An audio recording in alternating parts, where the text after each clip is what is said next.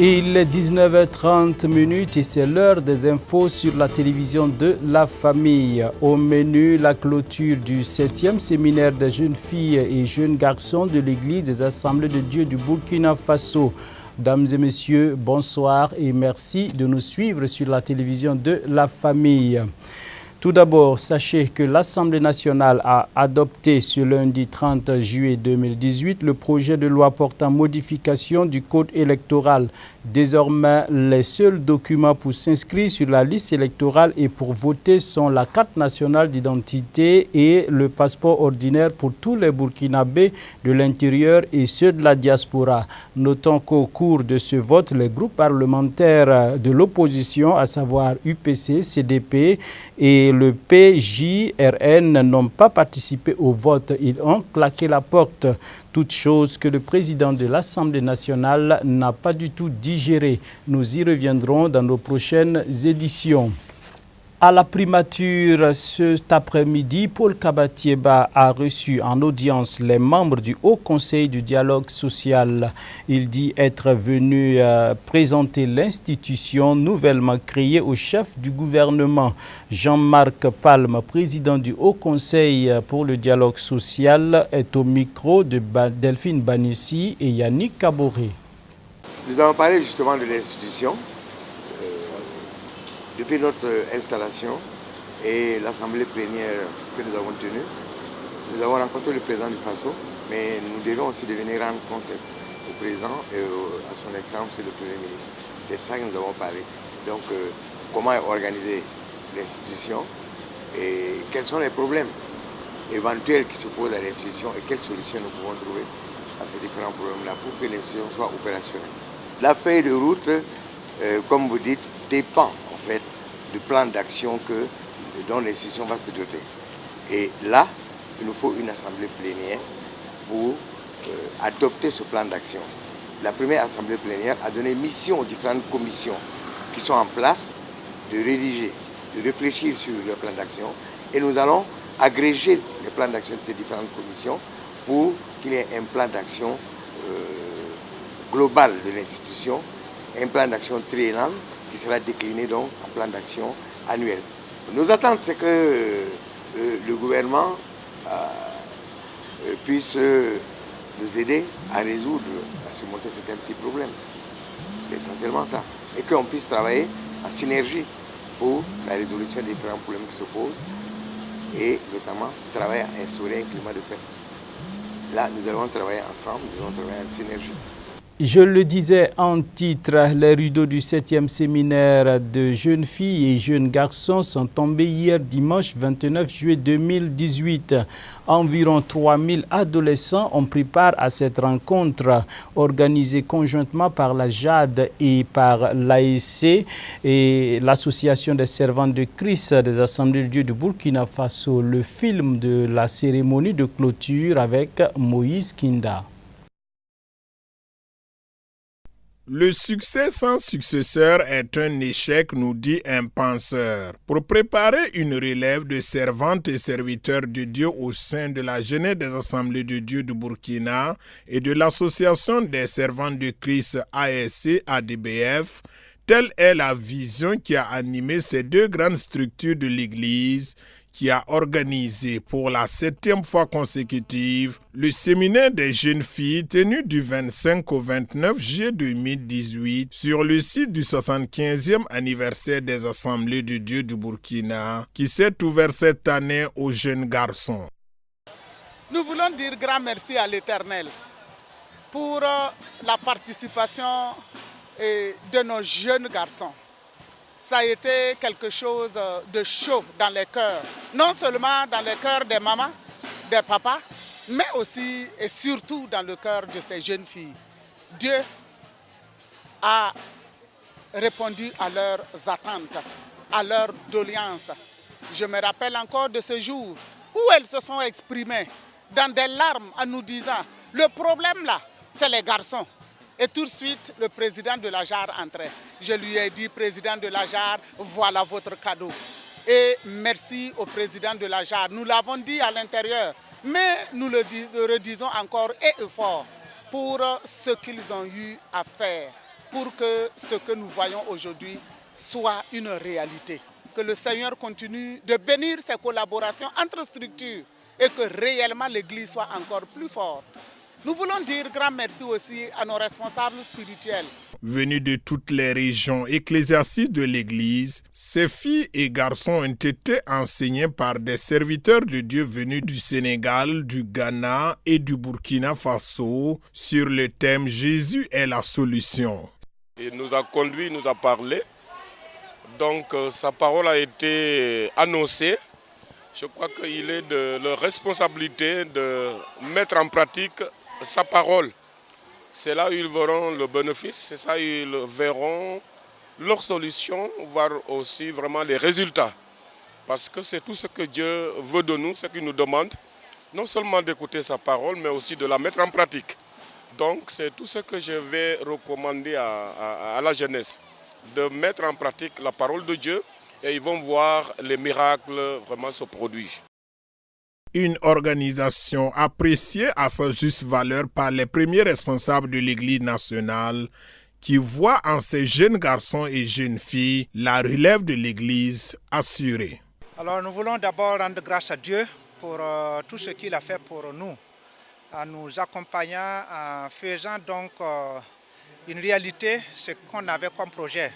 Et nous voulons donc saisir cette occasion pour remercier l'ASC nationale et la JAD nationale pour cette grande vision qui est donc d'aider ces adolescents et ces adolescentes non seulement à découvrir les éléments fondamentaux de la foi, mais aussi à connaître ou en tout cas à trouver des solutions par rapport à la vie courante, surtout lorsqu'on pense à la situation de la drogue dans notre pays. Et bon, en tout cas, c'est un problème mondial actuellement. En tout cas, nous les remercions. Pour l'année 2019, pour la 8e édition du séminaire des jeunes filles et jeunes garçons, organisé conjointement par l'Association des servantes de Christ, l'ASC, et la Jeunesse des Assemblées de Dieu, la JAD.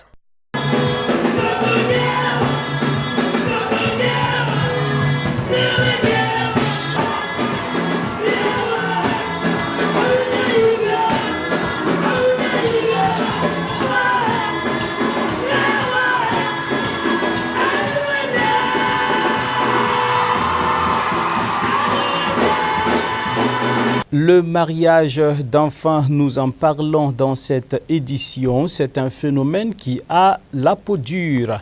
Les statistiques de l'UNICEF placent le Burkina Faso dans le top 10 des pays africains les plus affectés. La CONAMEB en a fait donc son cheval de bataille. Apprécions l'ampleur de la situation dans ce récit signé Odette Zouaguena. Toutes les 5 provinces de la région de l'Est sont touchées par le phénomène du mariage d'enfants. Nous sommes allés à la rencontre des victimes dans 2 centres d'accueil de la ville de Fadane-Gourma.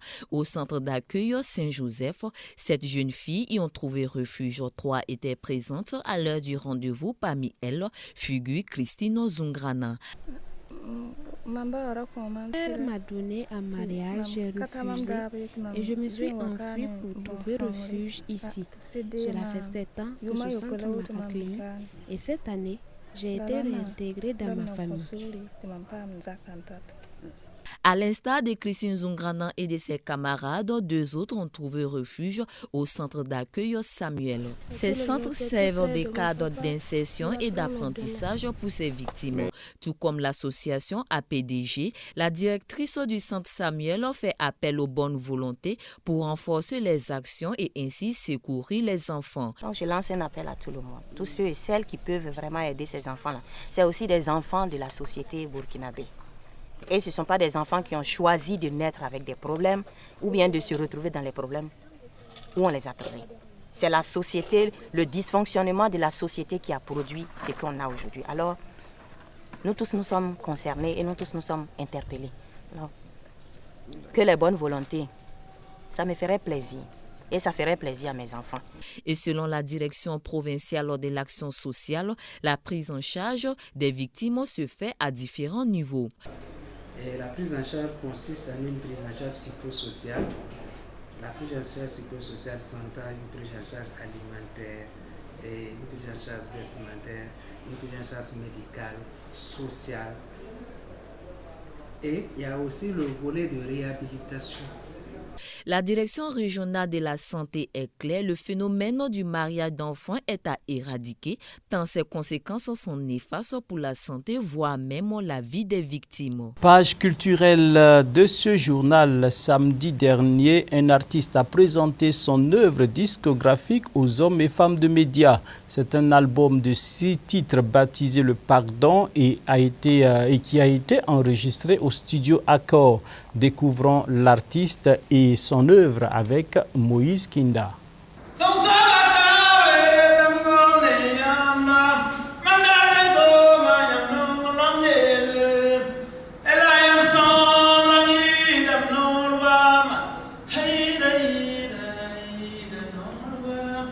Paul Adama Ouedraogo dit Paula est le nom de l'artiste musicien qui a présenté son album de 6 titres à la presse ce samedi 28 juillet 2018 à Ouagadougou. Baptisé Sougri, il veut dire le pardon, pardonner. J'ai fait 6 titres, 6 que je chante à la langue mandé.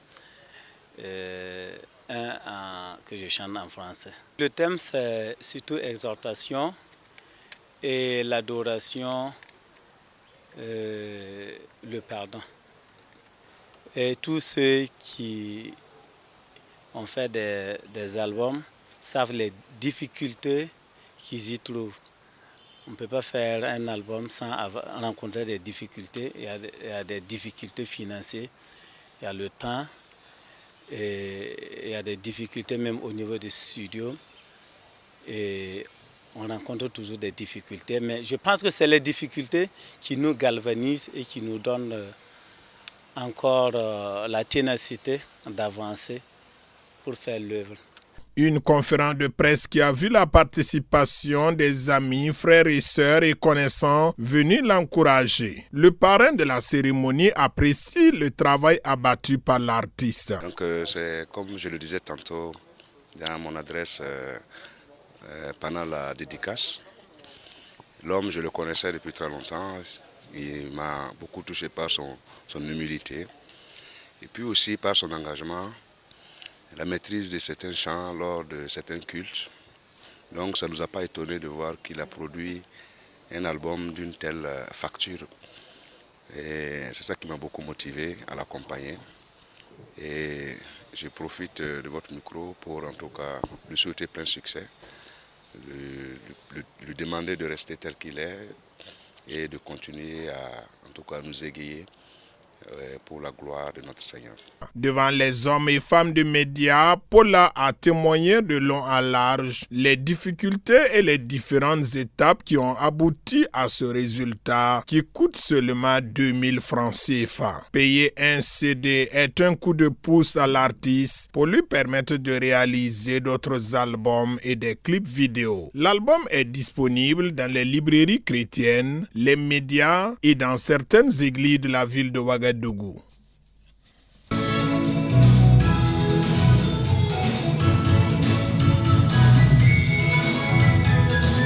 Mesdames et messieurs, c'est ici que nous mettons un terme à cette édition. Merci de l'avoir suivi. Toute l'équipe se joint à moi pour vous souhaiter une excellente soirée en compagnie des programmes de la télévision de la famille. On se donne rendez-vous demain pour d'autres actualités.